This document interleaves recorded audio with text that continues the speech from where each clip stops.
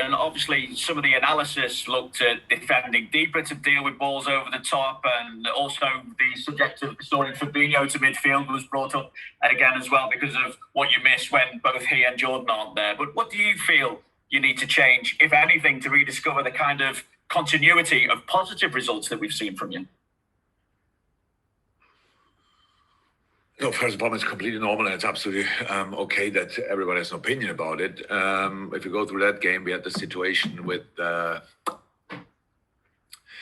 offside Timo Werner goal, and I think each team who play, you cannot avoid counterattacks with players when players like Timo are involved because of the speed he has. Is it about the general defending? Is it about your own attack? You cannot wait with your last line when you have your own attack, and then you theoretically lose a ball, and there will be counterattacks. The teams who defend really, really deep will face counterattacks. That's how it is.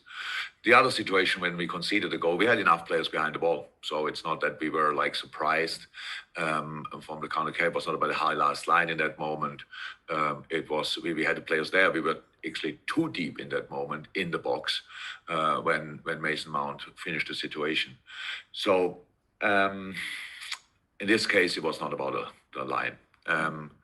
What was the other thing? Oh, Fabinho midfield. Yeah, would be great. We had the problem that Nate Phillips, who played now together with Ozan, couldn't play. So we had to make a decision.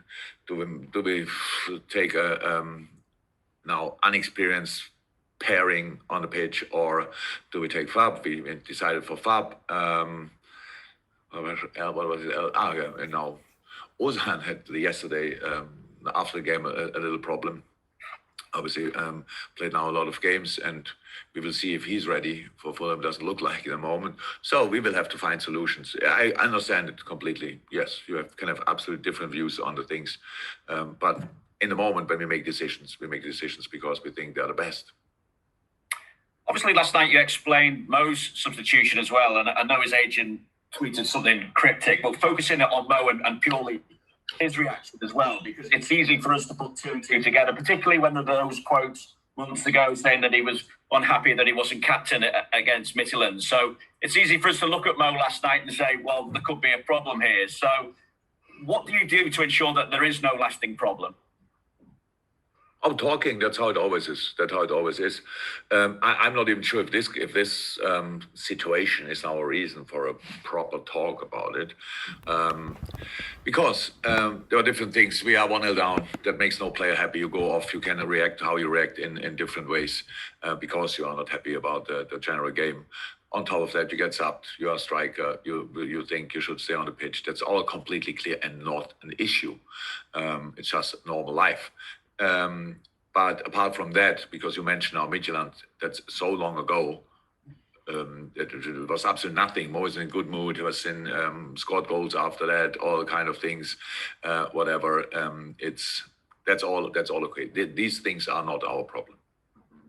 Is there an argument, though, that Mo, along with the rest of the front three, need to rediscover their best levels as well? And to that end, could the return of Jota, now that he's available, give them almost that extra competition that sees those levels raise once again? We all have to improve. Definitely. You only lose games when you have more potential than the results show. Then it's all about the performance, yes. And that's where we all have to improve. But Mo has still a great scoring record. So, but I'm sure everybody knows, and he knows himself, even he could have scored more goals, whatever. But that's not again, Mo's scoring record is not our problem. But it's in general we have to improve 100%. Thank you, Vinny. We've got Jonathan on the other end, and then we've got James from BBC Merseyside. Jonathan. Just looking ahead to the Fulham. Hello, Jurgen. Looking ahead to the Fulham game, what have you made of them, and what do you think of Scott Parker as a young manager? Great, absolutely great. Difficult getting relegated, getting promoted, which is already difficult enough, but a big achievement. And when you see them, I like that really. I thought it the other day when the way Brighton is playing, the way Fulham is playing, it's really exceptional in this league. Yes, it's tough to stay in, but I think it's a really good sign for England to see that these young English managers, if Graham Potter is English as well, is he? Yes. Yeah. So Irish Scottish, sorry. That is really good, and a good sign, because they tried to stay in the league with two teams, for which is difficult, but they do it in a football way, and I think both of them show really that they are ready for a big career, and that's good for English coaches in general, I think. So if now look at Fulham, difficult start, and now meanwhile in the last few weeks, for sure they got more points than we got in the last few weeks. So that says already everything. So that will be a tough one. They have it's a football playing team. They have an incredible possession record for a team in that area of the table. So they tried their way, and it looks like it will work out. So a few months ago, maybe it looked like it's already decided which three teams will go down, and that's now completely different. So it's all close again. And Fulham lost. I couldn't see it yet. We have the analyze meeting after this press conference. But I saw a few pictures yesterday from the game, and you saw really not sure if dominant, but a very active Fulham side. And Tottenham had to do everything to defend them, and that's what will be the job for us as well. I hope we can have a little bit more of possession and can create more problems for them as well. But we have to be ready for a proper game, because it's not. You shouldn't make the mistake to judge Fulham because of their position in the table. You have to judge them because of the performance they're able to show, and that's what we do. Can I ask, does a run like this change in any way the way you operate as a manager? I mean, what do you find yourself doing more of on the training field? We adapt to the situation always, and you cannot always adapt to the result or whatever, but whatever that would mean, I don't know exactly. But to the situation of the players we have available, to the circumstances the players are in, the way we want to get stability, the way we have to create, the way we have to, of course, we work on finishing as well. So it's not.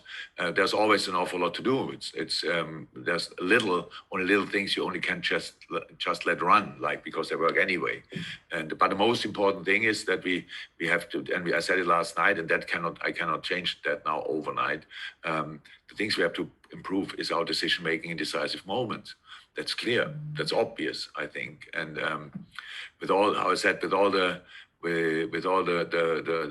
few good things we did last night, in the end, I'm not sure on 100% on our numbers now, but Chelsea had more shots on target than we had.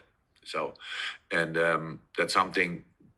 Shots on target are not the sign. It's the goals you score, but it's a sign. So we have to in these moments when you are in.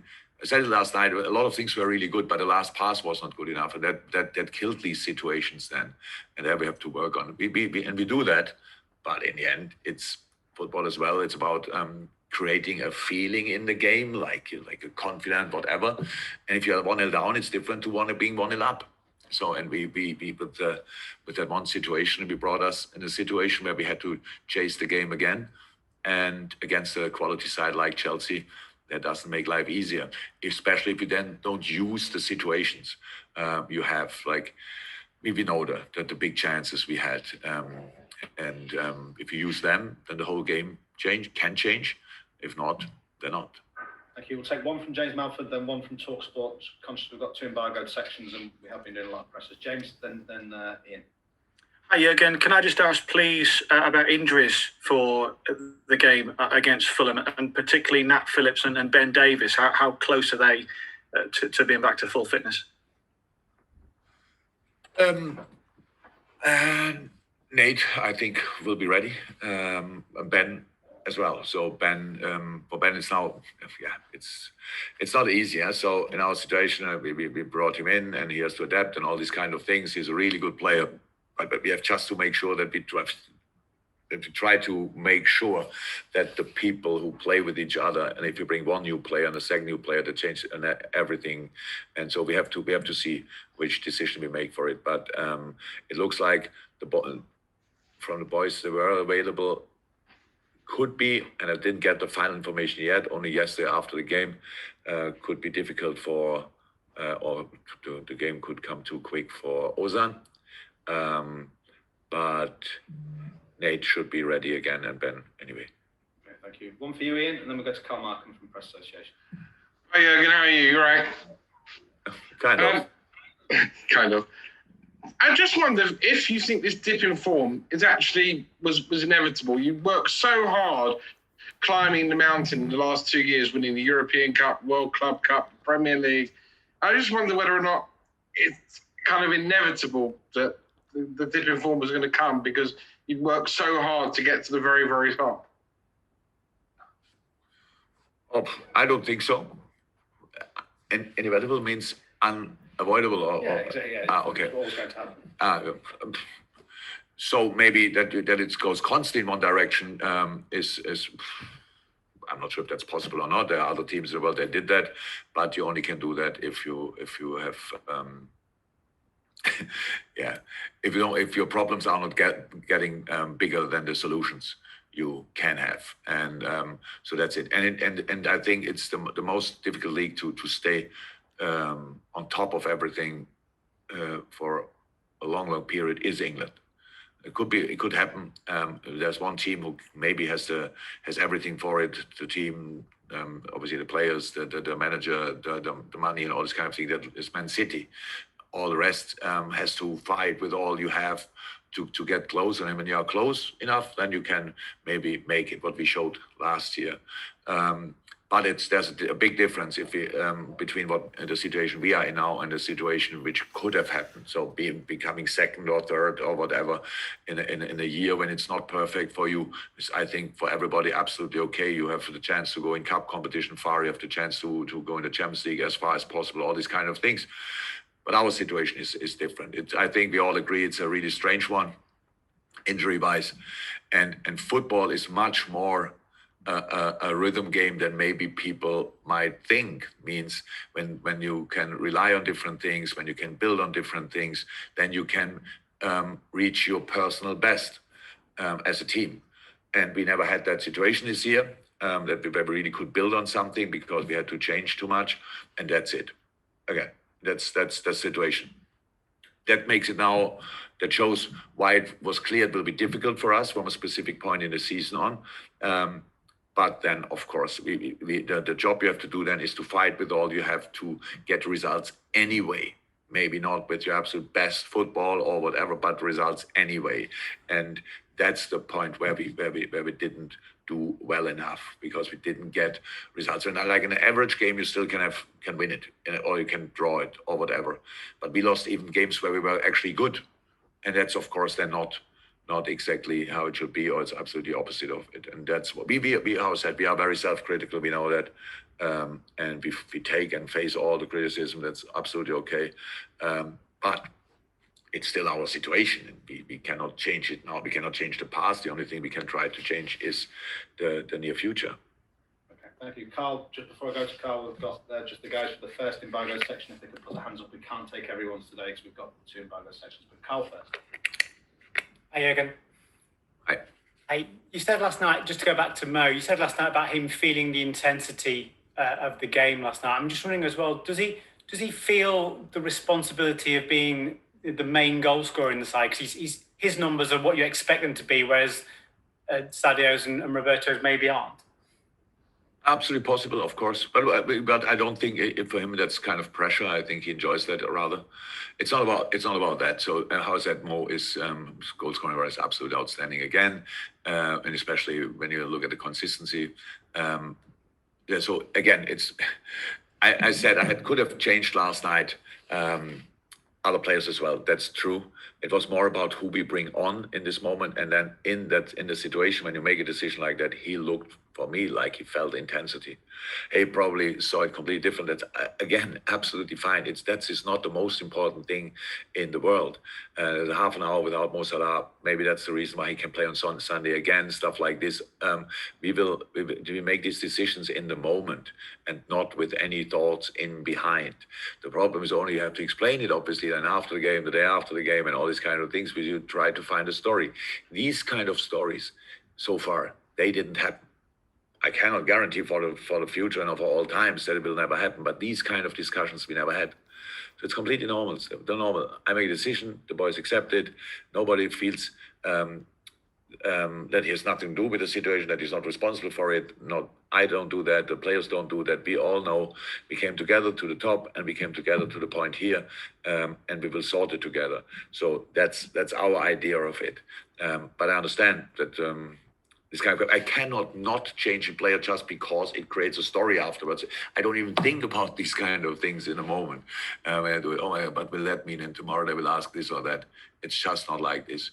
You do it because you think in the moment it's right, and you are allowed to judge it afterwards if it was right. That doesn't change my decision anymore because I can't do that. Fantastic, guys. Thanks, guys. We're going to leave it there. We'll go to the first embargo section.